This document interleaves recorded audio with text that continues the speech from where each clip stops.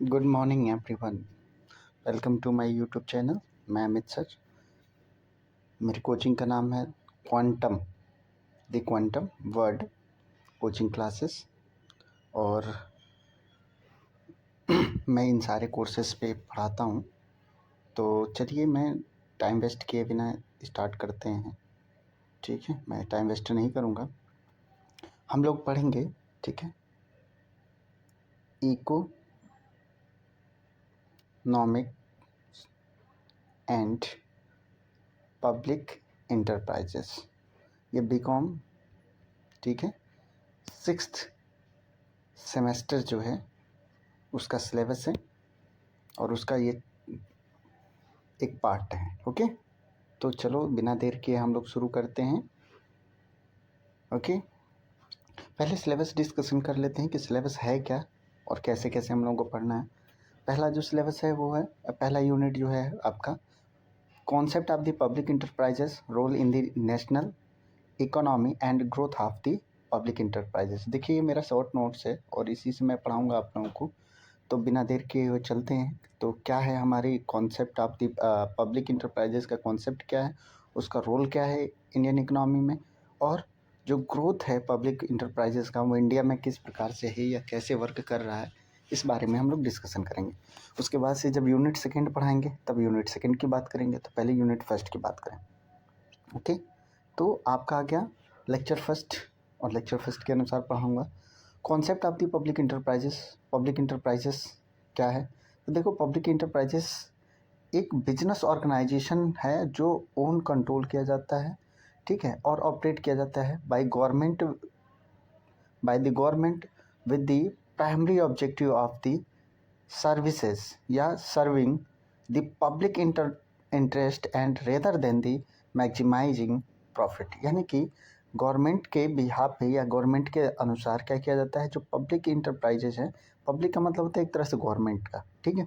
तो गवर्नमेंट के जितने भी इंटरप्राइजेज हैं वो किस प्रकार से रन करते हैं और उनका प्राइमरी ऑब्जेक्टिव क्या है, उनका पब्लिक में इंटरेस्ट क्या है, और प्रॉफिट मैक्सिमाइज करना यानी कि ज़्यादा का अर्न करना है, क्या कहलाता है हमारा पब्लिक इंटरप्राइज कहलाता है। This enterprises function in the key industries such as the transportation, यानी कि ये किस फील्ड में काम करता है, ट्रांसपोर्टेशन में, बैंकिंग में, एनर्जी में, मैन्युफैक्चरिंग में, और प्राइवेट सेक्टर में भी ये इन्वॉल्व हैं, ठीक है।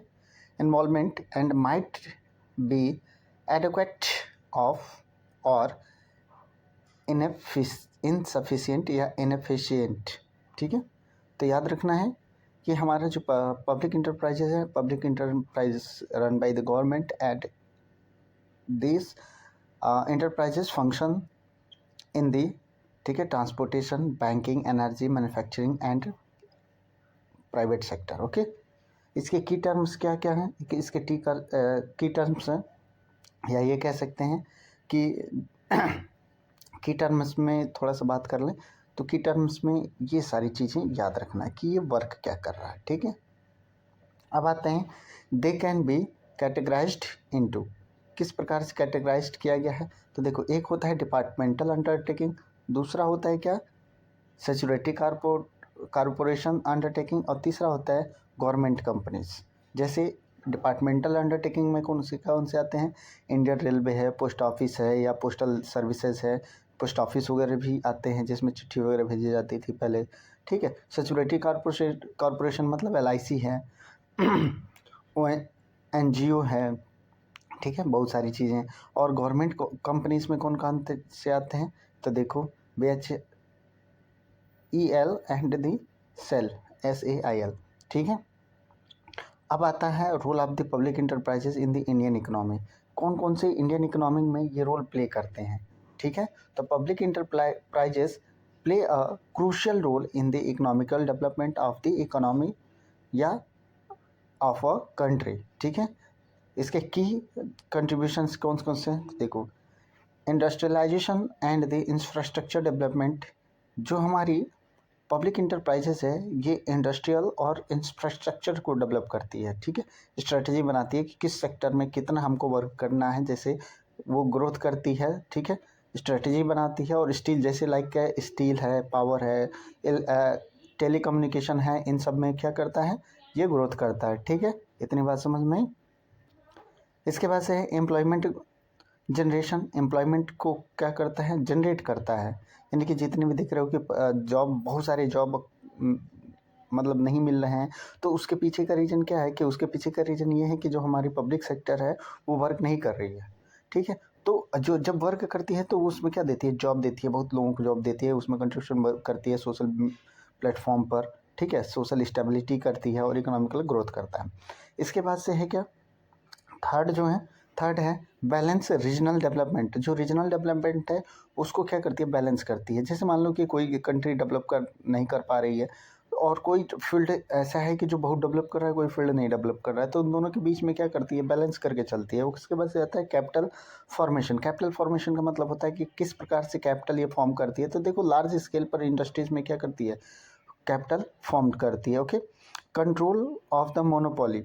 देखो, मोनोपोली का मतलब होता है एक अधिकार। जब बाजार में देखते हो कि प्राइवेट कंपनियां बहुत सारी हैं और वो मोनोपोली बना चुकी हैं, तो उसको कंपटीशन देने के लिए कंपटीशन देने के लिए वो क्या करते हैं, मार्केट में आते हैं, ताकि उससे क्या हो सके कि पब्लिक जो सेक्टर है उसमें उनकी प्राइवेट जो मोनोपोली है वो घट सके। ठीक है, मतलब एक अधिकार घट सके। जैसे एक अधिकार है तो वो व्यक्ति क्या करेगा, अपने मनमानी का गुड्स बेचेगा, अपने मनमानी का कंपनी चलाएगा, अपने मनमानी का सब कुछ करेगा। लेकिन उसको घटाने के लिए, ठीक है, क्या हो जाएगा, प्राइस वगैरह कम करने के लिए ये क्या करेगा, पब्लिक इंटरप्राइजेस आते ही कम हो जाएगा ऑटोमेटिक। ठीक है, important substitution and the import substitution and the export promotion. Substitution को क्या करती है, इम्पोर्ट करती है, और प्रमोशन को एक्सपोर्ट करती है। ठीक है, इसके बाद से है revenue generation for the government. Public enterprises अभी बताया हूँ कि गवर्नमेंट द्वारा रन किया जाता है, और गवर्नमेंट जब रन कराएगी तो क्या करेगा, मैक्सिमम प्रॉफिट की तरफ वो ध्यान देगी। तो प्रॉफिट की तरफ ध्यान देगी तो क्या होगा, पब्लिक सेक्टर में यानी कि गवर्नमेंट की रेवेन्यू जनरेट होगी। रेवेन्यू का मतलब होता है पैसा, यानी कि प्रॉफिट या इनकम। ठीक है, social welfare and public services. Social welfare का मतलब ये होता है कि सामाजिक उत्थान। ठीक है, और पब्लिक सर्विसेज का मतलब होता है लोगों के बीच में सर्विसेज, यानी कि गवर्नमेंट सर्विसेज लोगों को प्रोवाइड करती है, जैसे हेल्थ है, एजुकेशन है, ट्रांसपोर्टेशन है। ठीक है, कैटर्ड है two by the public enterprises, इनके लिए। ठीक है, अब आता है growth of the public enterprises in India. कैसे ग्रोथ कर रहा है, तो देखो, अगर हम बात करें तो पोस्ट इंडिपेंडेंस एरा, जब हमारे आज़ाद हुई थी देश, उससे और उसके बाद से 1999 में, मतलब 19 में क्या था, India adopted a mixed economic model. उस समय उसने क्या किया था कि मिक्स्ड इकोनॉमिक्स मॉडल अडॉप्ट किया था, जिसमें 5 ईयर्स प्लान वगैरह आए थे, जिसकी वजह से वो प्लान करता था कि किस प्रकार से हमको डेवलप करना है और किस किस फील्ड में छोटे छोटे डेवलप करने हैं। ठीक है, दूसरा है द इंडस्ट्रियल पॉलिसी रिसोल्यूशन 1956। उन्हें कंपनी एक्ट जो आया, याद है, 1956, उसमें उसने क्या किया, मतलब सबको अलग अलग किया कि कौन प्राइवेट रहेगा, कौन स्टेट गवर्नमेंट चलाएगा, कौन पब्लिक चलाएगी, कौन प्राइवेट सेक्टर में ओपन कर सकता है, कौन नहीं कर सकता है। तो इन सारी चीज़ों के बारे में देखो, ये मैंने बता दिया। ठीक है, एनजीओ वगैरह कौन चलाएगा, कौन व्यक्ति इसको रन नहीं करा पाएगा, ठीक है, क्या क्या क्राइटेरिया है, वो सारे रूल्स रेगुलेशंस क्रिएट किए थे 1956 में। इसके बाद से आता है कहाँ गया, हाँ, लिबरलाइजेशन, यानी कि जब उस समय लेबर की वो आई थी, तो उस समय 1991 में, ठीक है, economical reform in 1991 reduced the government roles in a many industries। Government role को बहुत सारी इंडस्ट्रीज में वो कम कर दिया गया था। ठीक है, उसके बाद से प्राइवेट कंपनियां आई। ठीक है, उसमें बहुत सारे इन्वेस्टमेंट आए, मतलब लोग इन्वेस्ट करना नहीं चाहते थे। फिर उसके बाद से पब्लिक प्राइवेट पार्टनरशिप हुआ। ठीक है, जिसमें देखो अभी भी चल रहा है, जैसे लोग कह रहे हैं कि अडानी ने ले लिया एयरपोर्ट। अडानी ने एयरपोर्ट नहीं लिया बेटा, अडानी ने कॉन्ट्रैक्ट किया है। ठीक है, उस समय क्या किया है, दोनों मिलकर एक पार्टनरशिप चला रहे हैं। ठीक है, याद रखना है। ठीक है, मेनी लॉसेस मेकिंग दी, ठीक है, पब्लिक इंटरप्राइजेज वर दी रीस्ट्रक्चर और दी प्राइवेटाइज्ड, यानी कि प्राइवेट जो रीस्ट्रक्चर करके उसको प्राइवेट किया गया है। ठीक है, जैसे पहले था नवरत्ना, महारत्ना। ठीक है, ये स्टेटस पहले हमारे देश की कंट्री में, मतलब डेवलपमेंट में बहुत सारे योगदान देते थे, लेकिन अब उनको क्या किया गया, रिमूव किया गया, कर दिया गया, ठीक है। और करंट ट्रेंड क्या है, focus on the strategic and disinvestment of non core public enterprises. यानी कि इस समय क्या हो रहा है कि जो मॉडर्न ट्रेड चल रहा है वो पब्लिक इंटरप्राइजेस की तरफ क्या लोग इन्वेस्ट नहीं करना चाहते हैं, वो चाहते हैं प्राइवेट में अपनी एक नई स्ट्रैटेजी बना के चलना। उसके साथ साथ क्या कर रहे हैं कि स्ट्रैटेजी बना रहे हैं लेकिन पब्लिक इंटरप्राइजेस से केवल टाई अप करके, ठीक है, ताकि उनका डूबे नहीं। नेक्स्ट है expansion of the public enterprises defence space and the infrastructure. इसमें ज़्यादा तेज़ी से विकास आ रहा है, ठीक है। और digitalisation and the modernisation of the public enterprises. Public enterprises में क्या आ रहा है, मॉडर्नाइजेशन आ रहा है, ठीक है। और मॉडर्नाइजेशन की वजह से सभी लोग उस फील्ड में अपनी कंपनी को ओपन करना चाहते हैं जिस फील्ड में सबसे तेज़ी से ग्रोथ हो रहा है, ठीक है। तो ये कह सकते हैं कि जो ये सबसे इम्पॉर्टेंट पिलर जो हैं पब्लिक इंटरप्राइजेस के, ठीक है, इंडियन इकोनॉमिक है और उसको बहुत सारी चैलेंजेस को मेंटेन करते हुए इसको आगे बढ़ना पड़ रहा है। ओके, इतनी बात समझ में।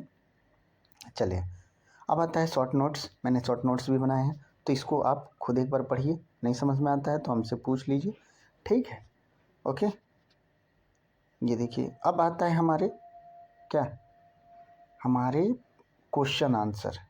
तो देखो इस बार का क्या है ना कि एमसीक्यू और शॉर्ट में आते हैं, तो एमसीक्यू को हम पढ़ लेते हैं। एमसीक्यू को तो ज़्यादा समझ में आ जाएगा। अब आ जाओ एमसीक्यू। यहाँ से हमारा एमसीक्यू शुरू होता है, तो डेली हम 4 से 5 कराएंगे। 4 से 5 को हमको पढ़ना है, ठीक है। पहला है कि what is public enterprises. Public enterprises क्या है, तो याद रखना है कि पब्लिक इंटरप्राइजेस अभी क्या बताया था कि ओन या कंट्रोल बाय द गवर्नमेंट, या खुद या किसी और के द्वारा, यानी कि गवर्नमेंट के द्वारा वो कंट्रोल किया गया हो, तो ये क्या होगा, ये सही होगा, ठीक है। दूसरा है public enterprises are the primarily establish for. Primarily किसके द्वारा, मतलब किसके लिए इंटरप्राइजेस ये क्या किया गया है, ओपन किया गया है। तो याद रखना है कि गवर्नमेंट, जो भी पब्लिक इंटरप्राइजेस का मतलब होता है run by the government and या tie up by the government, वो टाई अप किया गया रहेगा या पार्टनरशिप के द्वारा उसमें से जुड़ा रहेगा। तो वो क्यों जुड़ा रहता है, क्योंकि इसलिए जुड़ा रहता है कि क्योंकि उस सेक्टर में वो चाहता है कि कंपटीशन रिड्यूस हो, ठीक है, पब्लिकली वर्क हो।